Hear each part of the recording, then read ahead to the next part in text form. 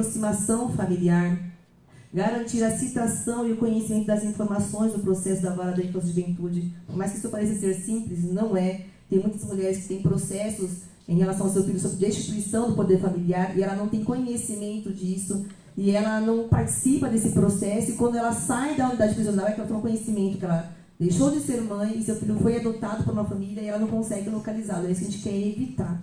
E é uma realidade, infelizmente, que tem acontecido. A garantia do contraditório e da ampla defesa no processo. Priorizar a guarda da família extensa, evitando o acolhimento dessa criança. Regularização de visita dos filhos às mães encarceradas. Prioridade na tramitação dos processos. Verificar a possibilidade de abrigo para mulheres estrangeiras e moradoras de rua, que esse é o argumento utilizado. Se a pessoa não tem uma moradia, um local certo para ficar, então ela não pode ser solta. Então vamos providenciar o local para ela ficar e que ela possa ser solta, né? E é uma parceria com a Defensoria Pública da União para os processos que correm na Justiça Federal. Também é muito importante, porque tem casos, principalmente na penitenciária primeira da capital, de várias estrangeiras, ou processos mesmo, né, que correm na Justiça Federal, que a Defensoria Pública, que vocês estão aqui agora, que é do Estado, não cuida desse processo. Então, a gente vai deixar de atender? Não. Vamos atender e encaminhar para o defensor responsável desse processo. Da mesma forma, mulheres que têm processos em outros estados. Nós localizamos a Defensoria Pública para entrar em contato com esse defensor e passar tudo o que nós temos. O que nós usamos, assim, fora esse formulário? Se a mulher é grávida, também pegamos um exame gestacional para comprovar se é uma mulher que está amamentando ou tem uma criança pequena, para certidão de nascimento. Porque para o juiz não adianta falar que a mulher está grávida, que a mulher está amamentando, que ela tem filho. Ele quer comprovar, então a gente comprova, junto a esse documento também. Esse é outro motivo. Se está com a criança na unidade prisional, amamentando, é mais fácil de conseguir o documento, que eu peço para a unidade. Se não está com a família, aí também está alta precisão de ter os dados dessa família para eu entrar em contato e conseguir a certidão de nascimento dessa criança, o comprovante de interesse, se for necessário, o que for preciso para o defensor fazendo uma atuação. Aqui eu trouxe só algumas imagens que eu gostei muito e trouxe para vocês verem em relação ao contato entre mulheres e seus filhos, o conjunto e o pai também, né? Porque assim, essa é uma coisa que é importante ser ressaltada. O projeto chama Mães em Cárcere, mas também tudo que é aplicado à mãe também pode ser aplicado ao pai, né? Então, a gente tem que respeitar também, assim, lembrar que o pai também tem esse direito, que o pai também tem a participação, né? Pode passar. E aqui eu estou deixando o meu contato para vocês, tanto o meu e-mail institucional aqui na Defensoria, como o da Mães em Cárcere, que é esse e-mail convive@defensoria.sp.gov.br. Então, assim, sintam-se à vontade de trazer, se manifestem agora, é o ideal, que a gente já anota e estou ansiosa por ouvi-los. Mas se tiverem outras ideias, outras situações, casos de denúncia até mesmo, pode encaminhar também os e-mails para a gente poder tratar sobre esses assuntos posteriormente, tá? Eu vou passar agora a fala para a Marilene, que ela vai mostrar o mapa das unidades prisionais, das regionais de defensoria, e logo em seguida será o Henrique que vai trazer os dados do que foi feito, o que nós recebemos e quais os encaminhamentos e resultados. Obrigada.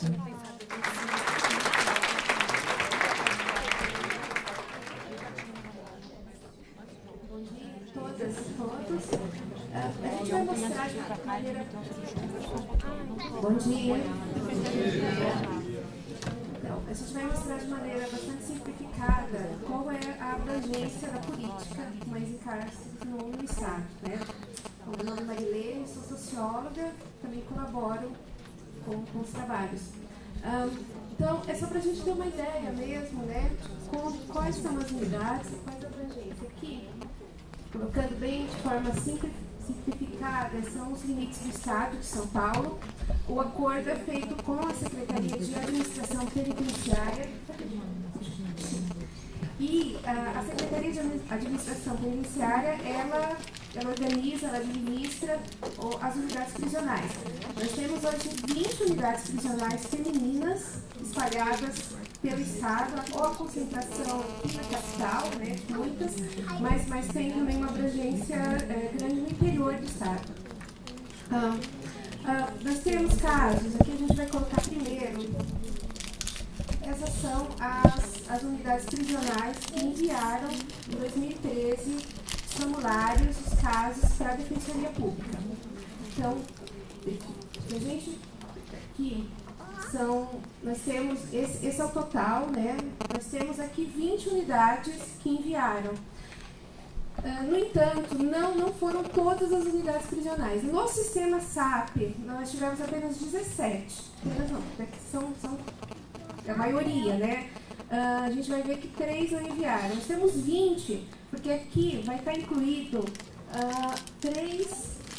são 3 cadeias, 2 cadeias públicas, excepcionalmente enviaram, tomaram conhecimento, os funcionários, ou a equipe, né, da cadeia pública tomou conhecimento, excepcionalmente enviou, mas não há acordo com as cadeias públicas.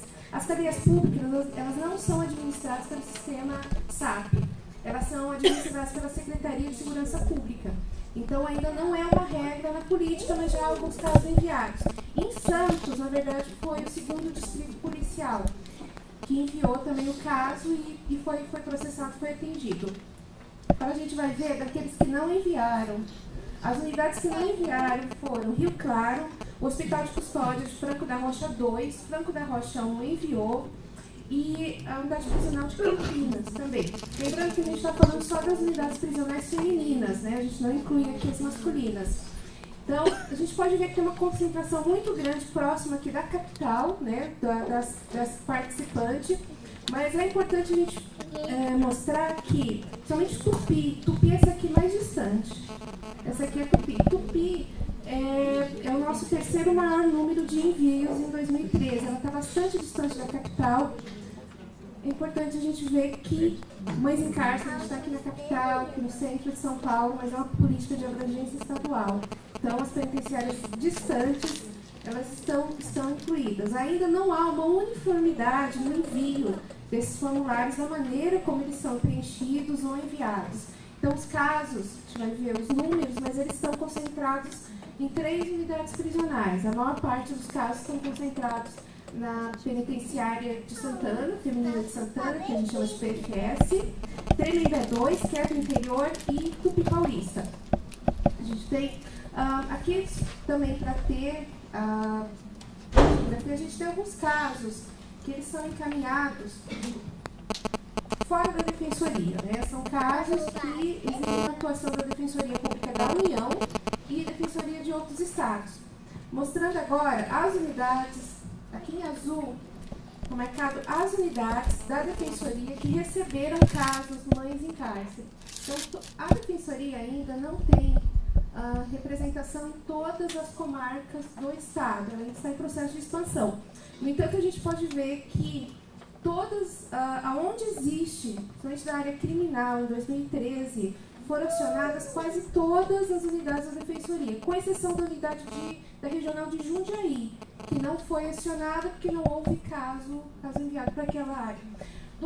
Da área da infância, excepcionalmente também, porque a gente está em processo de implantação ainda da política, ela está concentrada só no núcleo da infância aqui da capital. Então, aqui tem a relação, né? A criminal também tem alguns casos, em sua boa parte estão concentrados no núcleo de situação carcerária, e aqui tem a relação de todas as regionais que têm casos enviados. Então, a gente conseguiu abranger quase todas as unidades prisionais do sistema SAP e também acionar todas as regionais da Defensoria para participar dessa política. Isso é uma conquista já grande, né? Lembrando que a gente ainda está em processo de implementação. Não é ainda a política na sua forma totalmente implantada. Então, esse mapa ele vai poder ficar disponível online também, para quem quiser conferir, e é só para a gente ter uma visualização da abrangência. Eu vou passar agora para a apresentação dos dados, o Henrique vai apresentar. Obrigada.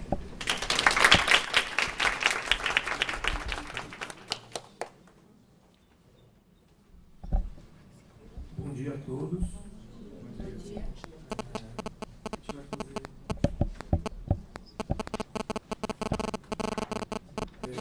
Queria começar agradecendo, principalmente nessa questão do relatório, né, da Michele, da Marilene, da Giovana, da Larissa, enfim, pessoas que mexem diretamente com a alimentação da nossa base de dados. Mas, para além disso, a gente tem que lembrar das pessoas que é uma política que faz parte de toda a instituição. Então, tem que lembrar das regionais de execução penal, das regionais criminais, dos defensores da infância, de todas as regionais, que atuam na prática, dos agentes, né, claro, do pessoal do Serviço Social, Psicologia, que faz um trabalho de reconhecer quais são as principais questões que têm que ser trabalhadas antes de chegar a alguma atuação judicial.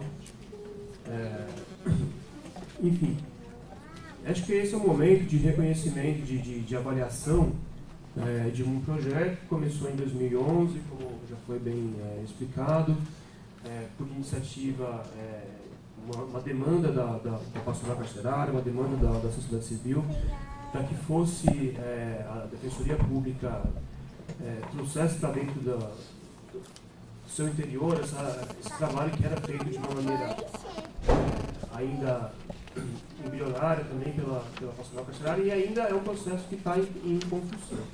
Não é uma coisa que já está acabada, definitiva. Então a gente tem que fazer esse momento um momento de aproximação do público alvo dessa política, no sentido de reconhecer limitações do que está acontecendo, para que seja possível projetar avanços, para que essa política de fato seja implementada de uma maneira capitalizada em todas as regionais, e, enfim, a gente consiga abarcar cada vez mais um maior número de mulheres nessa situação. Vamos passar por os primeiros dados. Na próxima, por favor. Então, aqui a gente tem as unidades prisionais que são participantes, né, que, como foi falado antes, foi feito um convênio com a SAP, a Secretaria de Administração Penitenciária, para que as unidades prisionais nos enviassem os formulários preenchidos.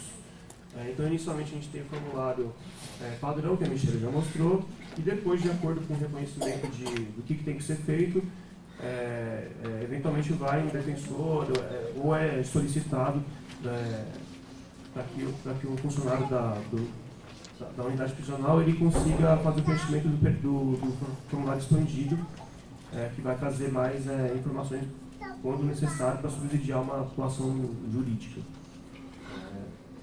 Então é importante constatar aqui, como a Marilene já falou, que nós temos, a gente tem 17 unidades da SAP, exatamente, sem contar os hospitais de custódia, tratamento psiquiátrico e o centro hospitalar de sistema penitenciário, e dessas 17, 15 delas enviam formulários para a gente.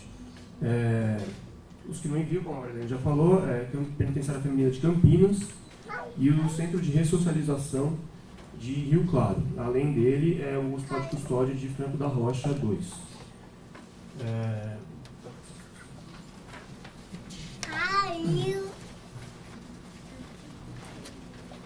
Então, aqui a gente tem uma totalização geral, né, da população carcerária no ano de 2013, lembrando sempre que esse é um relatório que é do ano de 2013, e aí a gente tem que fazer um histórico também de que essa política ela foi implementada, foi formalizada dentro da instituição nesse ano apenas.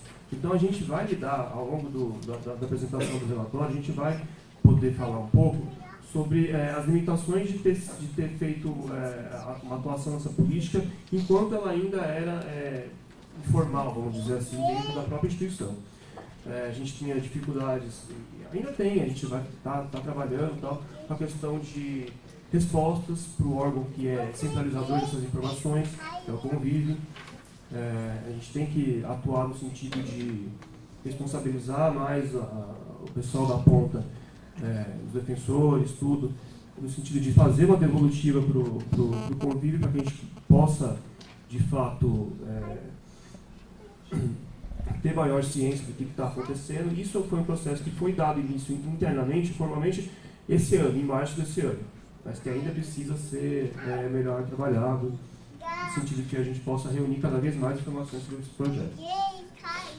A gente tem, no total, numa situação de que em 2013 a gente tinha 12.400 presos, contando Secretaria de Administração Penitenciária e cadeias públicas, E a gente acabou recebendo formulários de 2.422 mães.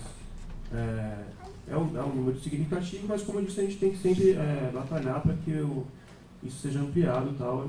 A gente sabe que pela própria questão de deficiência nossa, de estrutura e desses programas que eu estou falando de formalização da política, muitas pessoas ainda acabam não tendo esse atendimento que é devido. Enfim. Só aproveitando, o que está passando aqui, se estiver pequeno para vocês enxergarem, é o que foi entregue para vocês nas pastinhas. Se quiser, fica mais fácil vocês acompanharem também. Então, além disso, além das 2.422 mães, a gente tem um número de 2.517 registros. E isso é um número superior ao número de mães por conta de duplicidades que acontecem, no sentido de que uma mãe pode entrar no sistema prisional por uma unidade, depois passar por outra, depois ser transferida por outra, progredir de regime, ser transferida.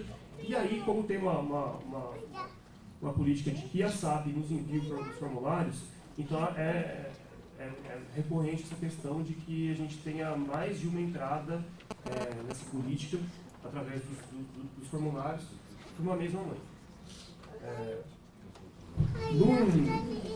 Um total de filhos que a gente conseguiu atingir, uma média de 2,2 mães, filhos por mãe, a gente tem 5.604 filhos nessa política. E o destaque como a Mariana já mencionou, as principais unidades prisionais que contribuem para isso são a Penitenciária Feminina Santana, a PFS, né?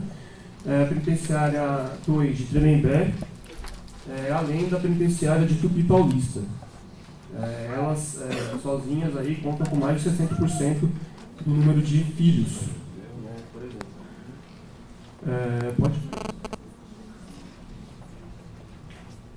Então, como eu falei antes, né, a penitenciária de Santana é a que acaba contribuindo mais com só ela sozinha já dava quase um terço dessas mães, desses filhos. Pode passar. A gente tem uma informação relativa à idade dos filhos, e aí dá para observar esse gráfico que cerca de metade dos filhos tem até 7 anos. A outra metade tem de 7 até 18 anos, e os números de adolescentes acima de 18 anos com deficiência e idade não informada são um pequeno número. Adolescentes com deficiência não chega a 1%, e idade não informada, que não pode ser reconhecida, 3%. Essa é uma política que tem algumas prioridades. Assim. Então, como a gente tem uma deficiência ainda de estrutura, tudo no convívio é composto apenas por uma pessoa só, a Michele, a gente tem que reconhecer que tem que ser feita uma certa filtragem dos casos mais emergenciais e urgentes, e um desses critérios é a questão da mãe grávida, da mulher grávida, da mulher lactante, amamentando, da criança que esteja em processo de destituição familiar, né, que depois, como foi bem explicado aqui pela Mara, muitas crianças têm essa questão do processo de destituição do poder familiar engendrado logo em seguida de que a mãe foi presa, só pelo fato de estar presa. Das lactantes, a gente tem um universo aqui que a maioria delas está concentrada no centro hospitalar, que era, por exemplo, a gente tem 249 mulheres lactantes, quase metade delas, 149, estão no centro hospitalar, que era uma unidade que tinha, até o ano passado, uma ala específica para isso, né? E aí essa ala foi sendo desmontada, então é uma questão que a gente está até uma questão que tem que ser levada com uma certa preocupação. Ela foi sendo desmontada desde o ano passado e terminou esse ano, né? Manteve-se apenas poucos profissionais daqueles que atuavam lá antes e propiciavam essa área específica para esse tipo de situação. A gente tem, além das mulheres lactantes, a gente tem um total de 161 mulheres grávidas. Deste total, 6% delas não informaram quantos meses de gravidez, 17% delas falaram que estavam grávidas de até 3 meses, 26% delas indicaram que estavam com gravidez entre 4 a 6 meses e 42% delas, que é a maior parte, a partir dos 7 meses, fase final de gestação. Além disso, a gente contabilizou nesses dados 14 presas que estavam com suspeita de estar grávida, totalizando 9% aí, dos casos. A gente tem alguns destaques nessa área para fazer, que é algumas unidades que dão mais, que propiciam mais casos, né, de mulheres grávidas. Então, as principais são no Tupi Paulista, a Penitenciária Feminina de Santana e também a Penitenciária Feminina da Capital.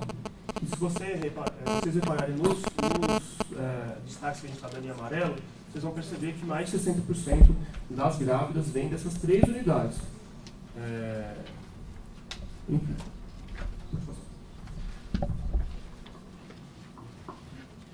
A gente tem uma totalização aí também de quantos filhos por mãe a gente tem. Então, esse é um número protocolar que a gente reuniu. A gente pode falar para vocês que cerca de 1/3 das mães tem um filho, 28% tem 2 filhos, 19% tem 3 filhos, isso aí vai. Pode passar.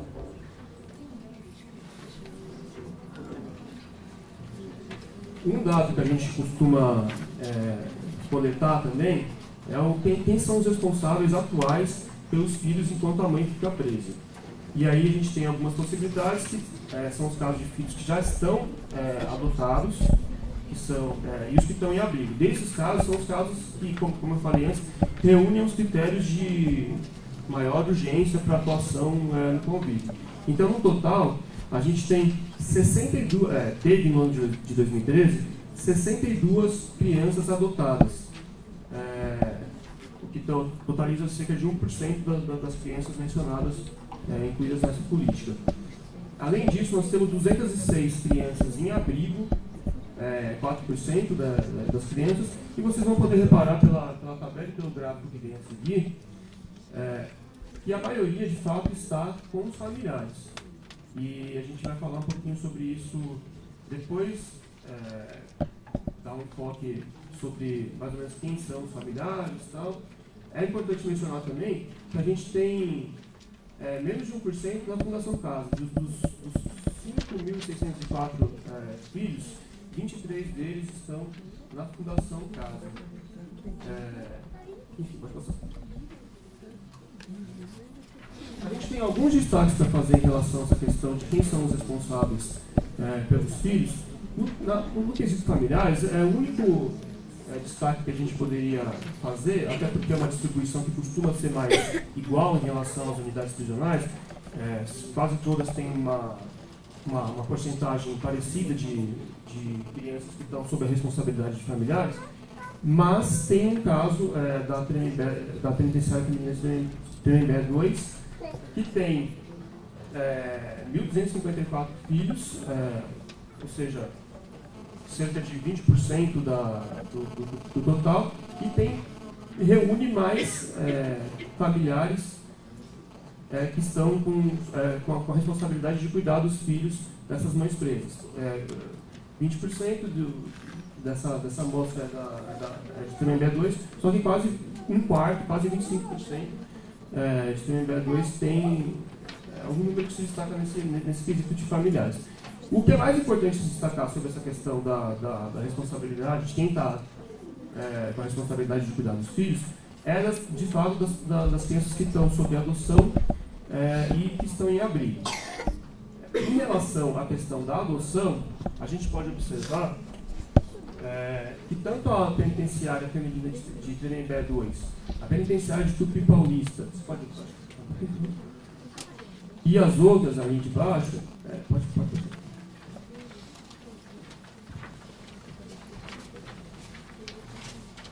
que é a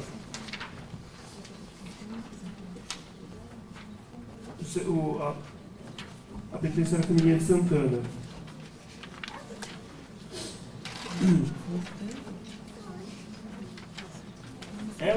Só elas juntas, elas reúnem mais de 60% desses casos. Tá? Em relação à adoção, a gente tem destaque para fazer de algumas unidades. Desculpa, de abrigo, tá, gente? Estou falando agora de... enfim. Então, são a Penitenciária Feminina de Santana, que tem uma maior porcentagem de crianças com abrigo, e o Centro de Detenção Provisória de Franco da Rocha também. Pode baixar um pouquinho. Se vocês repararem bem, dá para observar no material que vocês receberam aí, que mais de 50% delas também são dessas três unidades, dessas pessoas que estão com crianças em adoção, em abrigo. Na questão dos familiares que são responsáveis pelas crianças, a gente tem um destaque só para fazer, que é em relação às crianças que estão com as mães nos presídios. E, nesse caso, pode passar, por favor. O destaque que a gente tem para fazer é em relação ao Centro Hospitalar do Sistema Penitenciário, que tinha 144 mães com seus filhos nas unidades prisionais, totalizando aí quase 40% do total de mães que estão com seus filhos na unidade prisional. A gente tem aí um número de outros responsáveis possíveis, né, para essa questão da responsabilidade dos filhos enquanto a mãe está presa.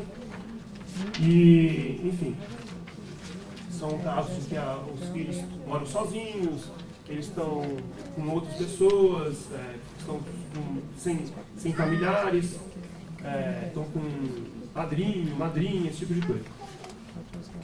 Enfim, um outro lado que a gente coleta em relação a essa política é se a mãe, e é um dado fundamental na verdade, se a mãe concorda ou discorda em relação à permanência dos filhos, onde que eles estão no momento em que elas estão presas.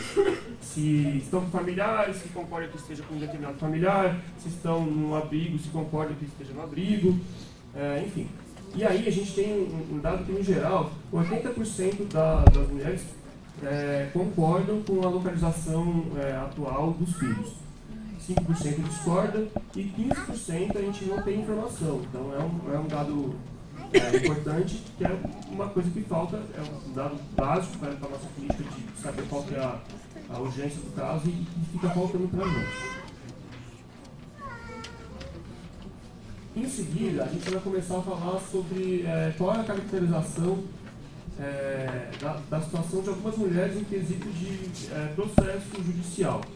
Então, a gente, dessas 2.422 mães, a gente chegou no número de 2.430 processos, que é o caso de mulheres que estão com processo de execução. O processo de execução é aquele que é dado início depois que a pessoa depois que a pessoa é sentenciada, é julgada.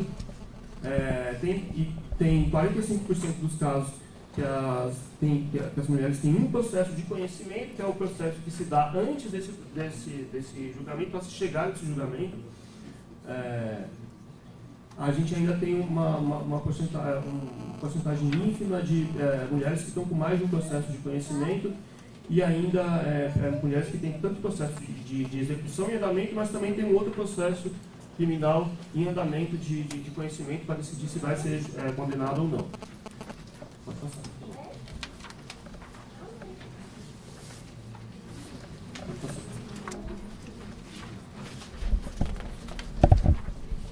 A gente fez um trabalho de levantar qual é a localização dos processos dessas mulheres.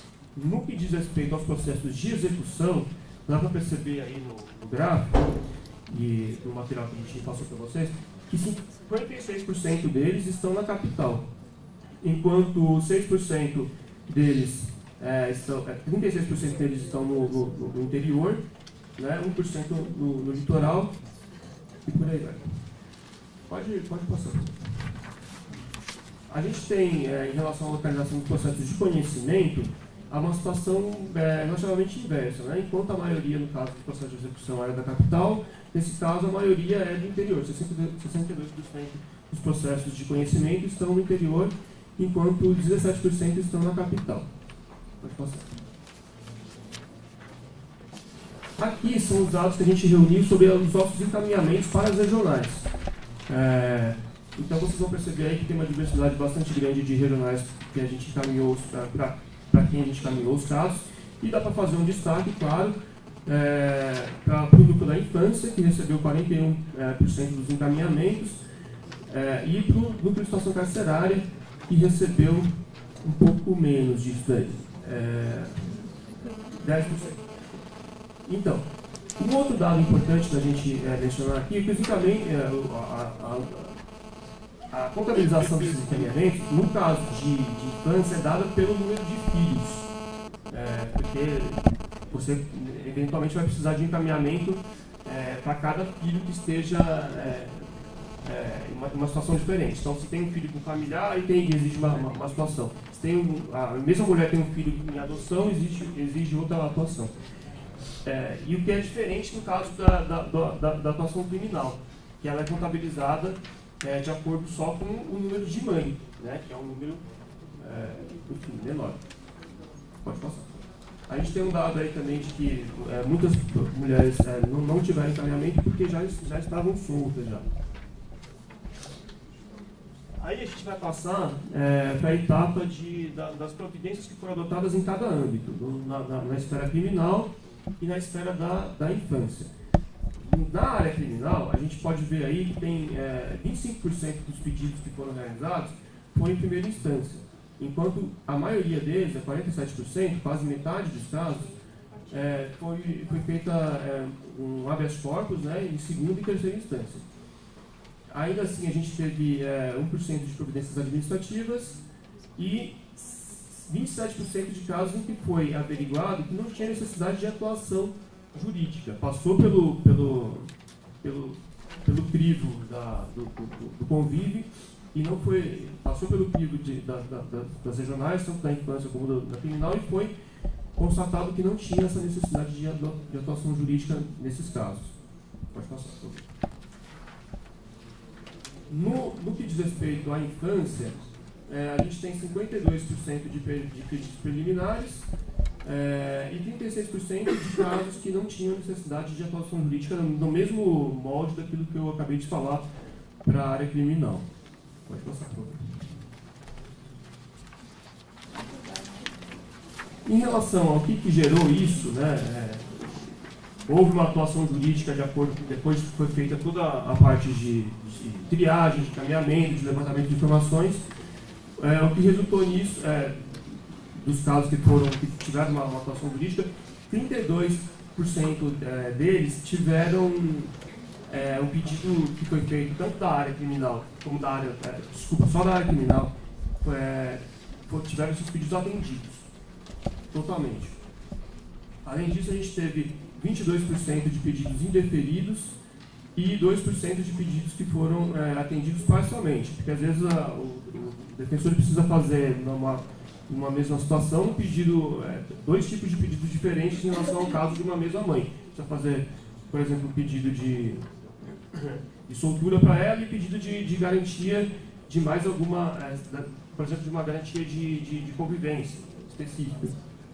Só aproveitando para fazer uma parte também, só para esclarecer, dos pedidos de consta pedido indeferido, a gente tem que lembrar que a gente teve que fazer um recorte de um prazo para poder fazer a estatística, né, para fazer os dados para vocês. Mas não significa que em 2013 todos os casos só foram atuados em 2013. Nós temos algumas heranças ainda de processo. A gente perdeu com o juiz, perdemos com o Tribunal de Justiça, STJ, estamos a caminho do céu para conseguir ainda esses deferimentos. Então, assim, óbvio, o número ainda é muito grande de deferimento, mas aqui é somente um recorte que foi feito do ano de 2013. Ainda tem casos até de 2012 que ainda estamos dando sequência.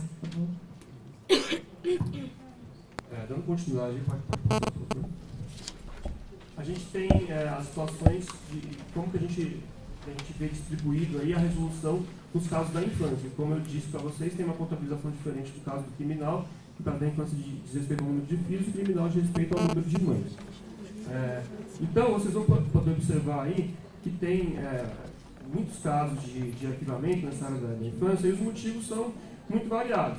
Por exemplo, a mãe já está em liberdade, que é o mesmo motivo de arquivamento do caso criminal, por exemplo, da criança ou adolescente com situação familiar já regularizada, da mãe que prefere que os filhos permaneçam em abrigo durante um período, enfim, e algumas situações a mais que a gente vai poder entrar no mérito durante o debate. Pode passar. Então, pessoal, era isso mais ou menos que a gente tinha para falar. Acho que a gente tem que usar esse momento, como falei anteriormente, para pressionar para que essa política avance internamente, para que ela tenha uma organização melhor. Por exemplo, um fator que é muito importante para a capilaridade desse projeto, para quantas pessoas vão ser atendidas, é a estruturação do Convive, que é o órgão central que gerencia essas informações. O Convive, apesar da política ter sido implementada em março desse ano, ainda conta apenas com uma estrutura mínima. Assim, uma pessoa, a gente não tem nem estagiário. Então para que seja possível dar entrada e dar vazão a esses encaminhamentos, esse órgão precisa ser muito mais aparelhado. Tá certo? Então, gostaria de agradecer a todo mundo que veio participar aqui da audiência pública. Eu acho que a gente está indo agora para o momento que é mais importante mesmo, que é o debate, que é a participação do público, principalmente de pessoas que são alvo dessa política, que conseguiram estar aqui presentes hoje, certamente muito mais do que as falas que a gente tem para colocar aqui. Agradeço aí e vamos abrir para o debate.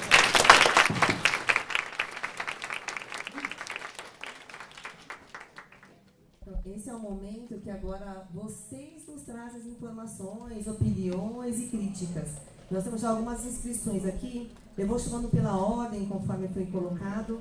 As duas primeiras pessoas, as primeiras pessoas que eu vou chamar agora são aquelas que já tinham se inscritos até mesmo por e-mail. Mas todas, se quiserem ainda se manifestar, pode ir dando o nome que a gente vai anotando aqui para colocar na ordem, tá bom? Então a primeira será a Fernanda Fernandes. Fernanda Fernandes.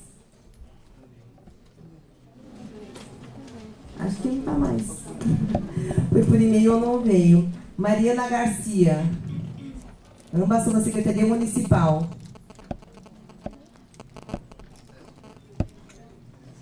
Bom, eu sei que a Desirê está. Alguém pode buscar a Desirê, então, por favor?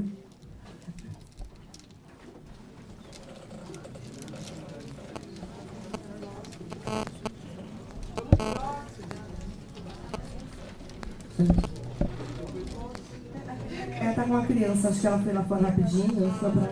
até porque para não ficar muito tempo também, né? Aproveitar o tempo. Exatamente.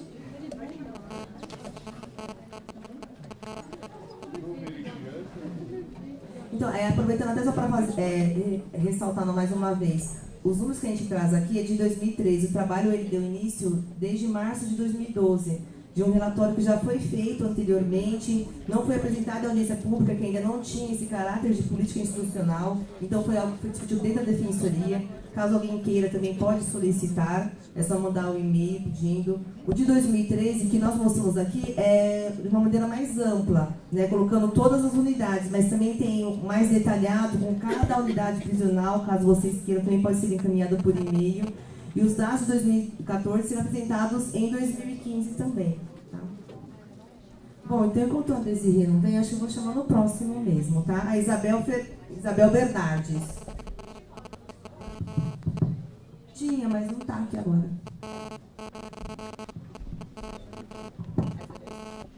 Tem algumas falas e algumas perguntas, na verdade. Meu nome é Isabel, eu sou psicóloga na Regional Central e recentemente eu recebi um caso que está relacionado a mães em cárcere. Mas eu queria começar falando com a dona Melina Miranda, que você é foda, Mel. Você é muito foda, cara, quando você disse bom dia a todas. Você fez duas coisas muito fodas. Você invisibilizou os homens e nesse momento você fez com que eles sentissem como é ser invisível. E você visibilizou as mulheres e fez com que elas fossem o padrão. E o meu corpo tá aqui super falando, Melina, você é foda pra caralho. Porque é disso que se trata, sabe? É disso que se trata. Esse projeto é disso que se trata. Essas mulheres são invisíveis. Essas mulheres são muito invisíveis. Elas somem. Eu tô até tremendo, cara. Tô até tremendo, sabe? Meu, você é foda mesmo. Gratidão eterna por isso. Eu queria dar gratidão à Patrícia também. Nem sei se ela tá aqui. Eu continuo tremendo, gente. Mas, Patrícia, cadê você? Mulher foda também. Maravilhosa. Eu queria pedir uma coisa para você. Me manda o seu texto por e-mail, por favor. Gratidão. Eu tenho uma pergunta para você também, na verdade. Você conhece o KF? Não? Não funciona, pelo jeito, né? A minha pergunta era essa, na verdade. Não funciona? Ok, gratidão. Bom saber. Porque eu fico encaminhando as pessoas para lá, às vezes, e é bom saber que não rola, que não funciona. Tá, ok. Obrigada. Ok. Com relação ao projeto, né, por conta dessa questão de eu ter recebido um caso específico para eu atender, eu vou ao presídio segunda-feira para conversar com a moça. E eu queria, a princípio eu estava pensando, eu vou, né, perguntar dados da família dela, dados da família do pai. O pai quase não aparece, na verdade, o pouco de informação que eu tenho é que a avó paterna tinha pedido a guarda da criança, mas era para ajudar o pai, então aí falaram não, sabe, porque era para ajudar o pai, não entendi essa parte. E eu queria saber, na fala da Michelle eu já tenho um pouco de resposta, né? O que mais eu posso fazer nesse atendimento, além de ficar perguntando dados da família, né? Uma resposta foi saber se ela quer, que a Michelle já me deu, saber se ela quer que seja feita alguma coisa, daí o Pinote e a Marilene também, saber se ela sabe o que está acontecendo, né? Contar para ela o que está acontecendo, se ela não souber algumas coisas, mas eu queria saber se tem mais alguma coisa que eu posso fazer. E eu também queria saber se o KF sabe disso, né? Me parece não, porque se não funciona, a colega já falou que não funciona. Provavelmente nem conhece direito esse projeto. Não? E eu queria saber também se eu posso levar um presente para ela, porque por conta disso que a Patrícia fez, eu pensei, vou levar um caderno para essa menina, uns lápis, eu posso? Não sei, assim, se vai ficar preso, vamos dizer que ela vai matar a coleguinha com uma caneta, não sei. Assim. Não, pode entrar sim. Pode? Pronto. Caderno, lápis, inclusive as presas não têm caderno, nem lápis, nem caneta. Para elas não escreverem Memórias do Cárcere, versão feminina. Eu pensei nisso, levar uma brochura, mas aí com as canetas e os lápis eu fiquei pensando que eles... Pode? Se me falarem não pode, posso falar, não, moça, você está mal informada? Mas uma caneta comum você pode entrar com ela.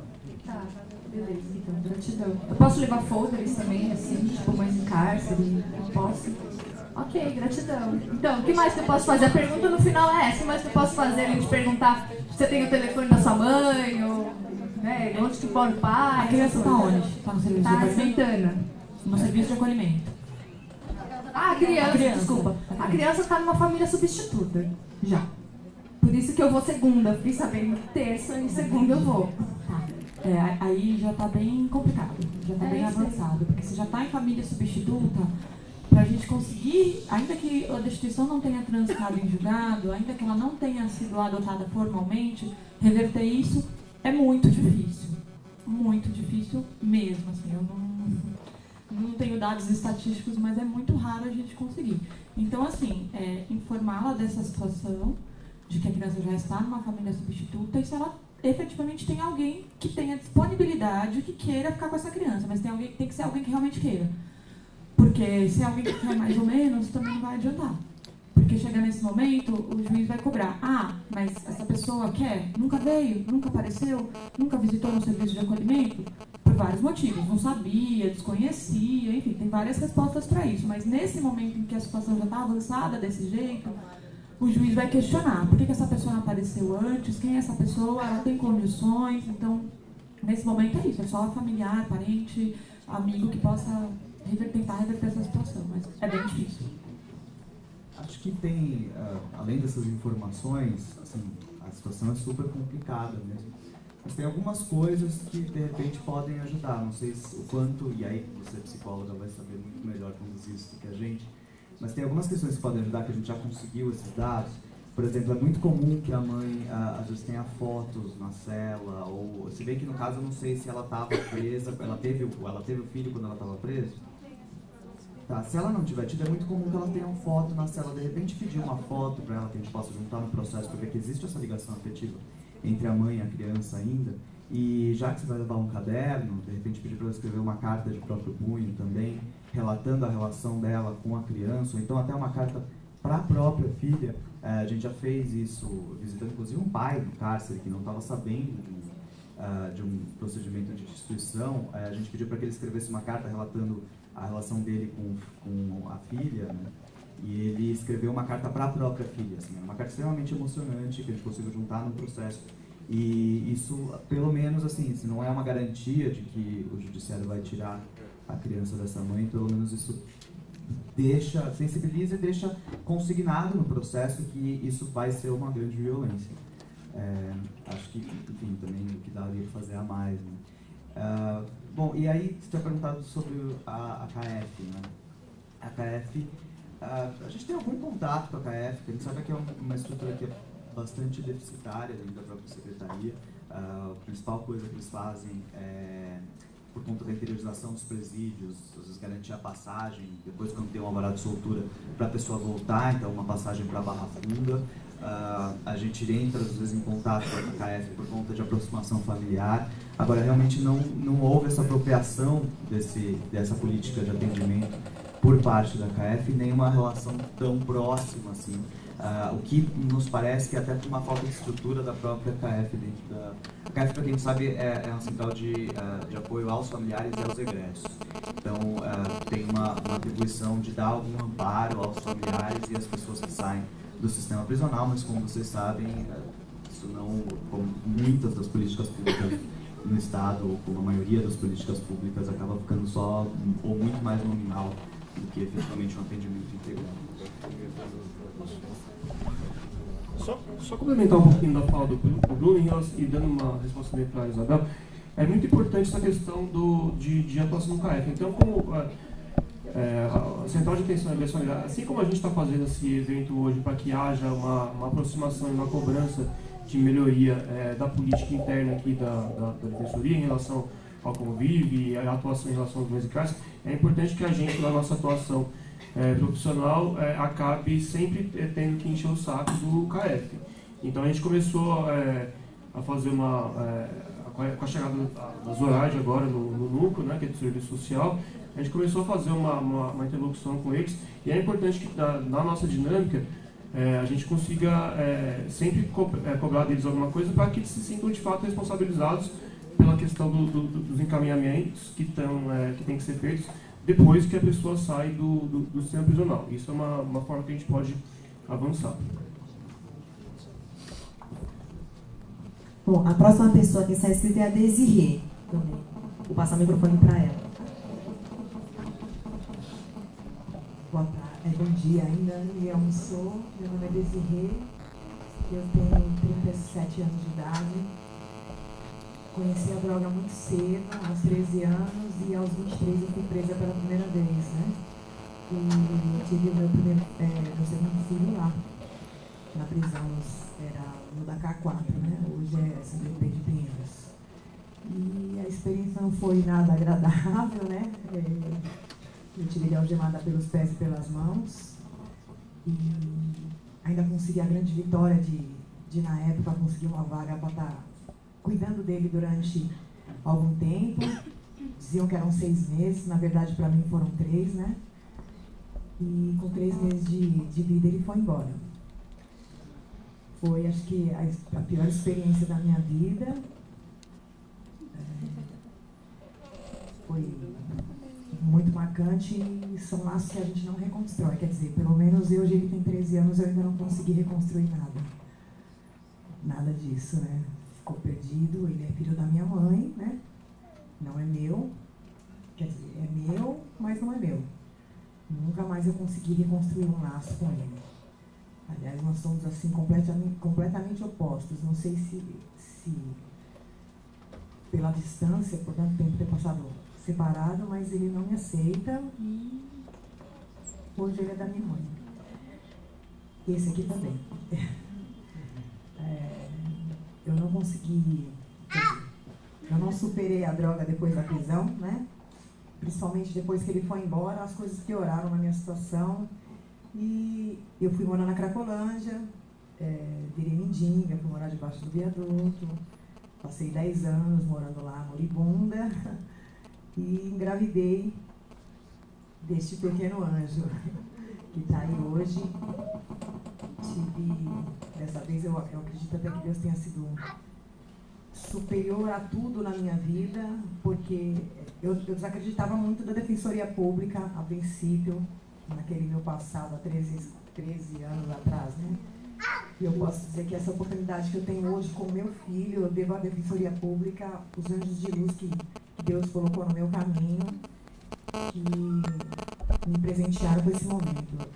Eu estou sentenciada a 6 anos, num tráfico de entorpecente, sendo que fui presa na mega operação do Kassab, né? Então, todos os usuários foram para lá pelas pedras, R$5 no cachimbo e os traficantes.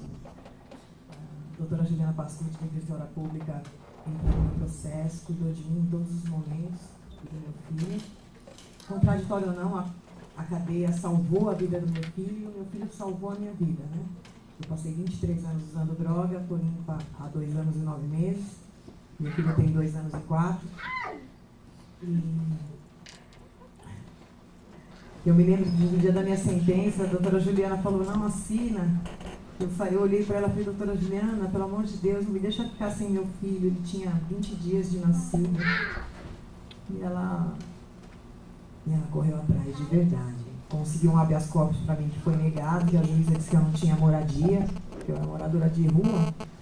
Ela negou o habeas corpus para mim, porque eu não tinha residência fixa, então... E ainda assim, a doutora Juliana correu atrás e me deu essa oportunidade aí, junto com Deus, de estar criando meu filho. As coisas não são fáceis, é aquela questão. O primeiro ano não foi fácil para mim, meu filho vestia cor-de-rosa.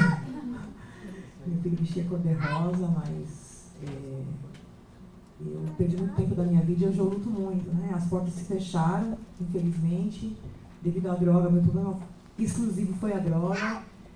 Eu não consigo arrumar um emprego. Então, como a sociedade não me aceitou num emprego, eu criei o meu próprio emprego, abri um microempreendedor individual. Hoje eu vivo de fazer doces, bolos. E assim eu tenho criado meu filho, que não precisa mais vestir o cor-de-rosa. E é isso.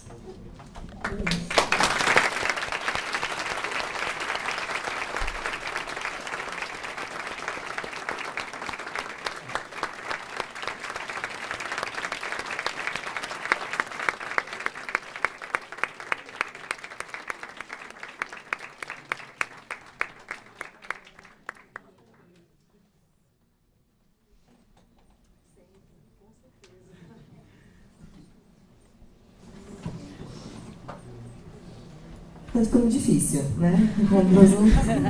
Está ficando difícil. Eu sempre trabalhei na área criminal, desse eu escolhi o direito, mas trabalhei com homens, que é uma situação complicada, a questão do encarceramento. Mas eu realmente me deparei com as mulheres. É tudo pior, né? Mas ao mesmo tempo você não consegue sair disso, assim. Você quer tentar fazer o mínimo de diferença possível. Então, mas vamos que não, né? A próxima inscrita é Eliane. Bom dia. Eu quero parabenizar vocês, porque eu, por ser professora universitária, também gosto dos dados estatísticos, porque aí não tem muita contestação, né? Eu sou psicóloga por formação e trabalho há mais de 20 anos com o universo da pessoa com deficiência.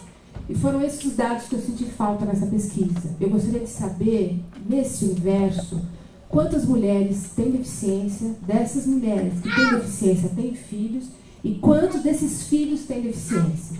E essas 6 crianças, 6 jovens com 18 anos de idade, se eles têm deficiência, se por um acaso é deficiência intelectual, e por isso que consta nas pesquisas de vocês. Tá bom? Assim, acho que é um universo importante para a gente trabalhar.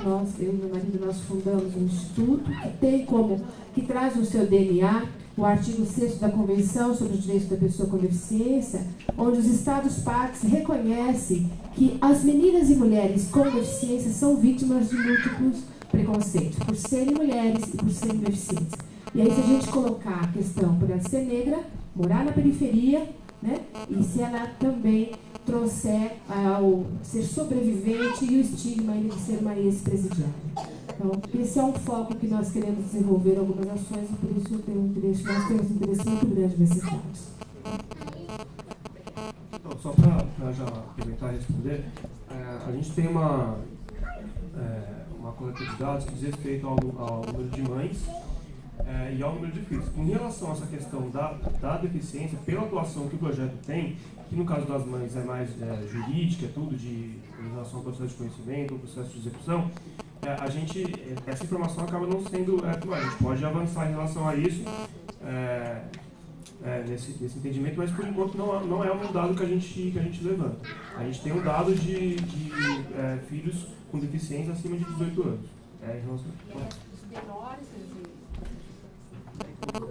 Univós, até por condições assim, da quantidade de serviço especializado para as crianças que têm uma condição, né, que têm uma deficiência, e por isso a preocupação. Porque vamos pensar, uma criança que não está